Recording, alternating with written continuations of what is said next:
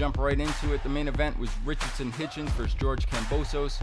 This was the main event there at the theater at Madison Square Garden. Hitchens, we talked about, New York City, Brooklyn kid who has trained since he was very young in the gym subsidized by our foundations, the Dr. Atlas Foundation with the Cops and Kids.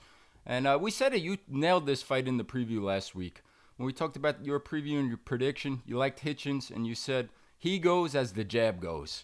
And that's what it was. From the start to the finish, the jab was going.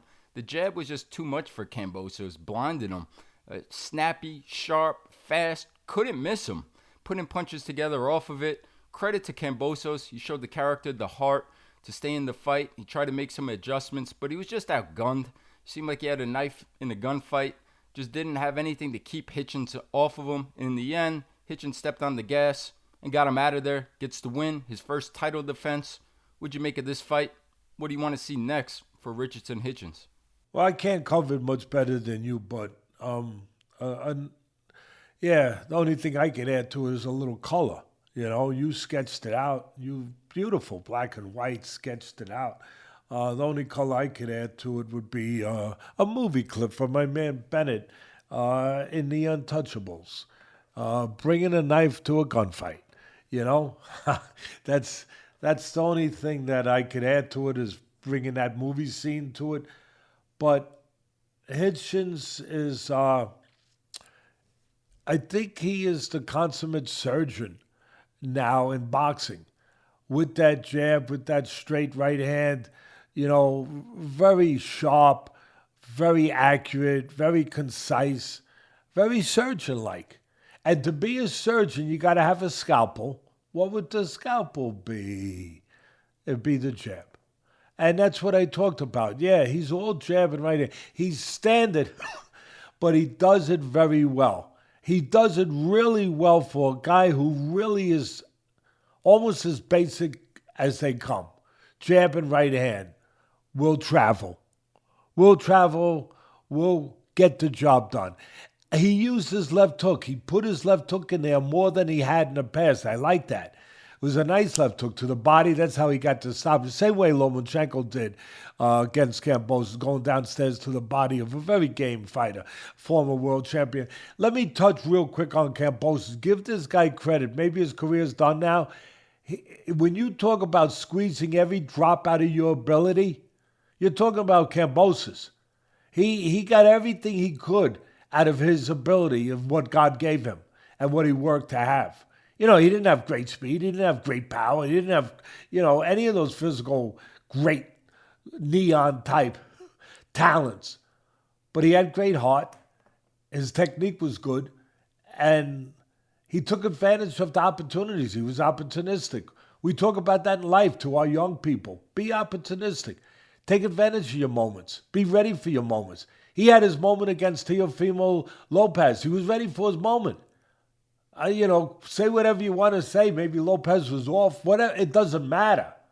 He was ready for his moment. He won the world title. And then from that point on, he went on and with his team around them, give them credit. They were smart. He made a lot of money. He made the most, business-wise and talent-wise, athletic-wise. He made the most he could out of this sport and what he had. So going back to Hitchens, I'm going to label him as, you know, you always have to have a surgeon around.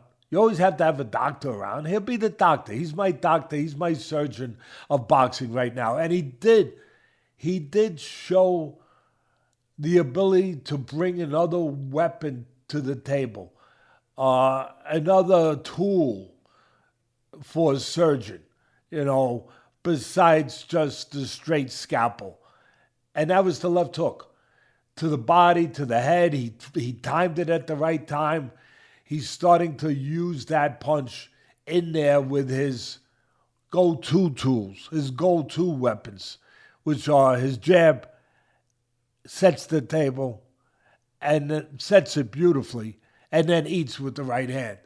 Yeah, he's sharp, he's concise, but the last thing I'll say about him and all the great assets that he has, you can be a surgeon and you can have a scalpel, but you have to have good eyes.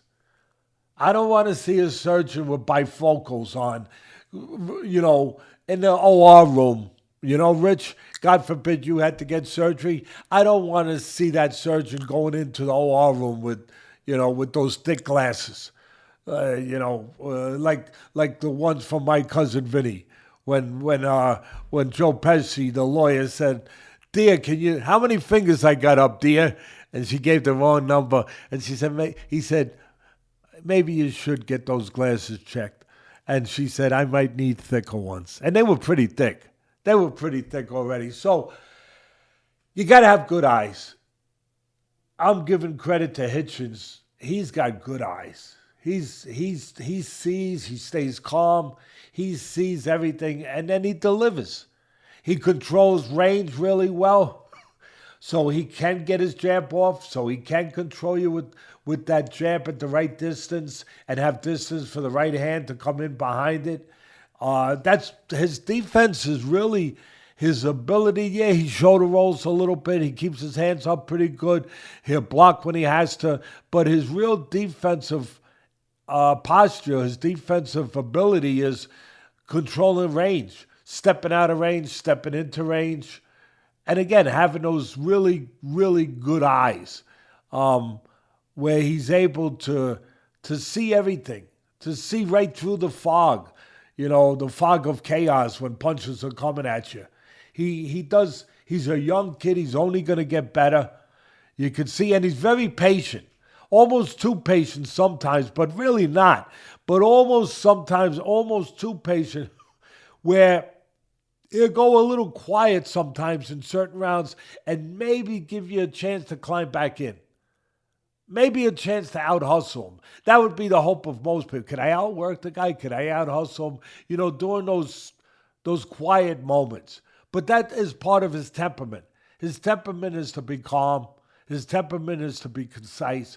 His temperament is to be properly cautious in a business where you have to be properly cautious. His people are doing a good job with him. He's doing a good job. He's grown well, and he's going to continue growing well.